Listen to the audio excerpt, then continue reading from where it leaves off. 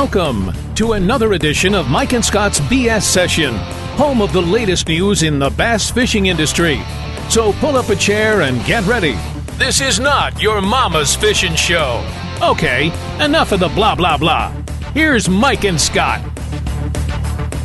Here we go, my friend. Back for another week. This is the week we've been waiting for. This is the one everyone's been waiting for, Scotty. Yeah, well, I've been waiting for it for a while, and I think the hype leading up to it has got me all excited. Well, it is. And before we get into what's coming up tonight, which is a really great show, I just want to let you know that tonight's show is brought to you by QCTackleShop.com. Whether it's flipping jigs, spinner baits, he's got the new big The pipe A-rigs. The A-rigs, the bass dancers or soft baits. QC Tackle Shop has you covered. Milena and Stefan will take care of you like you were family. Look them up, QCTackleShop.com. We'd also like to talk to you guys about Simms Baits, the Baits of Glory. Yeah. Crazy new lineup for 2013. Mm-hmm. The Hammer Stick, the Wizard, and the famous Patriot Tube. Oh, baby.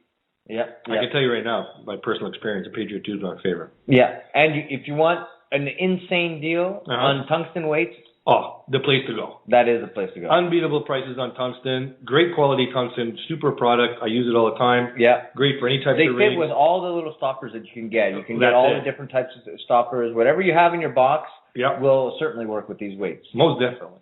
So give them a shout out, SimmsBaits.com. Take a look at them and support our sponsors. Some of the tidbits for tonight's show before we get into the main part of it, Scotty. 45 centimeters of snow. When? Where? Here. Oh, we had. Yeah, we had. Apparently you had some issues. I had some serious issues, but we'll get into that in a minute. I thought you were an engineer. Well, I'm an engineer. I'm not a I builder. think the engineer forgot to reinforce the structure. Well, no. Actually, the question is that the design of the structure is all good. I see. But the materials used were of inferior quality. I see. So that being said... So it led to a whole lot of chops, which we'll get into a little bit later. We will. I'm going to bust your chops about that. No, but that's okay. That's all right. It's pretty funny. I got a couple of good pictures of it. Luckily, nobody was hurt. Nothing was damaged. But good thing, because that could be very expensive. It could have been very expensive. But essentially what happened, and we'll bring, I guess, especially our listeners from the southern part of the country, up to speed. We had 45 centimeters of snow, which is about, what, 2 feet of snow? It's about 2 feet. It's close to 2 feet. 2 feet of snowfall here in Montreal. We had snow drifts, like, where, the wind will blow the snow up against walls and stuff like that, up to like 4 or 5 feet. Easily. So my boat and my buddy's boat are parked inside they're shelters, all right? They're tubular framed shelters with a sort of a tarpaulin cover. A tarpaulin? Yeah, tarpaulin. Okay. Cover. Okay. Over the top. And these shelters are anchored down with cement bricks over the poles on the bottom, and they keep the snow off of your boat over the winter, right? And these tubes are about 1 inch diameter tubes that make up this whole shell. Yeah, made out of like a galvanized steel. Yeah, galvanized steel, aluminum type thing. Well, the snow was so heavy, and there was so much of it, that it would fall off down to the side, but then the sides would eventually accumulate. Right. So now there's a whole whack of snow on that there was side. nowhere for the snow to go. Nowhere for the snow to go. So it just kept sitting on the top, and I'm looking out the window, and me and my buddy, he sends me a text message. He says, Mike, I think we better go down and clear the snow off the top. Yeah. We literally had the conversation. I looked at the shelters. Everything was good. It was still snowing hard. We walked down the street, and before we get there, everything collapsed, literally. It was all collapsed. Both boats, the shelters, the top of the shelters had literally sunk in or caved in very slowly. The poling and the structure itself all bent in and collapsed under the weight of the snow. And it was all sitting on basically the deck of the boats. So, needless to say, we checked around first thing and foremost. We checked around, make sure damage, right? We did damage control, damage evaluation. There was nothing broken, nothing bent. And we began the task of digging out of this mess. Oh my gosh, what a disaster. We're basically buried, right, in all of the snow. And trying to get the frame apart to pull it out and get it away from the boats. 2 days of work to get that done. We pull the boats there must have been some suspense because you got to remove all the snow, get the tarps off before you even know whether or not the boat has been damaged. Well, this is it. I mean, from the first glance, you see no damage, like you said. You don't know what you're going to find when you start digging stuff out. Yeah, right. So once we started digging everything out, we pulled all the snow out and everything else, and the next thing you know, we've got 2 scrap shelters sitting in the garbage, 2 boats sitting in the driveway in the middle of the winter with no protection over them, right? And now and luckily the temperatures turn mild. Fortunately. Right. Yeah. So it stopped snowing, and we went into mild temperatures, and for the last 3 days, or the last 4 days, we've dug out the boats, we've rebuilt 2 new shelters. Yep. Well, a lot of the snow is melted already. It's not a lot of melted, but we've moved it to another area where there's nothing on the sides of the shelters. Right. So the snow can fall off at will. You could actually get to it now and like pull the snow Correct. off. Pull the snow off if you need to, so it's not going to accumulate on the sides and eventually not be able to get off the top. Right. So lesson learned. Well, even engineers make mistakes. Oh yes, we did make a mistake on that one. I'll tell you right now. So even if I had built like a brick house, there with all that weight, it would have collapsed also. Well, what can you do? So lessons learned. Yeah. You know what I mean? Luckily, nothing was hurt and nothing was damaged, and my buddy's happy. And $500 lesson. Yeah. There goes the shelter. Hey, well, what can you do? Well, that's the joy of living in the north. Oh boy, if you want to call it the joy of living in the north. The joys. Yeah. So it's RIP Tempo. Tempo is the brand of the shelter. Rest in peace. One gone, and the new one's built, and the bullet is sitting in it. You could also add a support, like in the middle or something. You know, you put a platform on the deck of your boat with maybe a 2x4 that leads up to the top, so that if there is excessive weight, you know, it get transferred into into the boat deck. into the deck of the boat. Right. Yeah. You can do all that. I guess at the end of the line, you just got to keep the snow off the top of the temple. That is the key element to it. But you know, under a big snowstorm, if we get another 45 centimeters of snow, or maybe even more, who knows? Who knows? You don't want it to just collapse while it's snowing. No, this is it. So I would maybe consider putting in some extra supports. This is what we've done. Okay, good stuff. Good. Speaking of bullets. Speaking of bullets. Oh boy. Something came across the newswire today, which I picked up on bassfan.com. It's pretty big news. It's huge news because this is a company that has never, ever had a pro staff boater. Yeah. And they picked up a big name. Oh, they didn't pick up just anybody. No. And then when I mentioned it to our guest tonight, he was surprised too. Like whoa. It's official though, eh? It's official. It's announced. Holy mackerel. If anyone's hasn't heard yet, Andy Morgan, who is a very successful tournament angler, has moved over to pro staff with Bullet boats. And Bullet, myself, I run a Bullet, and I'm very aware of what goes on with the Bullet company, and I'm very familiar with many of their employees, et cetera, because I've been dealing with them for quite a few years. They're a relatively small company in comparison to, say, a Ranger or a Bass Cat. They only manufacture several hundred boats a year. A couple hundred boats. You know, maybe a couple hundred, 300 boats a year, and they have never had a pro staffer. No, that's unbelievable. Right, it is. But we talked about that today, and the bass boat market is becoming very, very competitive. Companies are becoming more and more aggressive. Oh, yeah. They're trying to corner markets, and I think they're doing everything they can to try and sell more boats. I guess the economy has started to turn around, especially in the States. You know, things are coming back around. I'm not going to say that the economy has turned around totally here. No, or there. But but the idea here, as you said, I guess they're looking at other venues for more exposure. And Andy is actually in his area, in the Tennessee area, Matt. There's pretty well not a tournament Andy hasn't won. In his area. In his area. I mean, he's cleaned everybody's clock. He's also a very competitive and well-respected angler in FLW. Correct.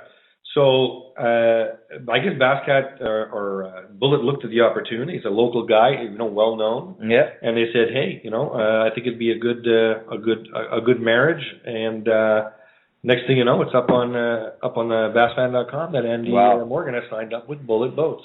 Oh. So for all of those people over the years who have said Bullet Boats are fast, but can they handle the rough water? We are going to find out. Because Andy Morgan... you won't find out, one way or another. You're going to know. We're going to know. Because Andy Morgan does not run his boats easy. I can tell you that. Well, listen, you got to run where you got to run. Well, this is when you're fishing for that kind of money. Money is money. And we can ask our guest later on about that. Well, how does he run his boats? And no, for sure. What does he have to go through when the weather's bad, and what kind of decisions does he make personally? Well, we're going to get into the mind. Everybody's a little bit different. And we're going to find out just exactly what makes him tick, and what separates him from the rest of the anglers, and why did he make the Classic? What is so special about him? What did he do to make the Classic? Exactly. So that being said, we're going to talk about one of the next events, or a couple of the next events that are coming up before we get in with our guest. The date and the location for the 2013 Fishing Canada Garage Sale is now final.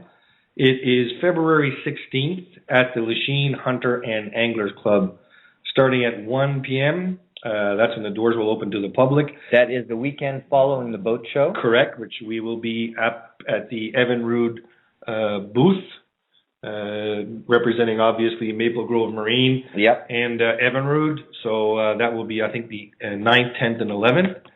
And then the following weekend we'll be at the garage sale. Scotty and I will have a table there also. Come by and say hi. Excuse me, I'm choking. That's okay, as long as you don't choke at the end of the show. Wow.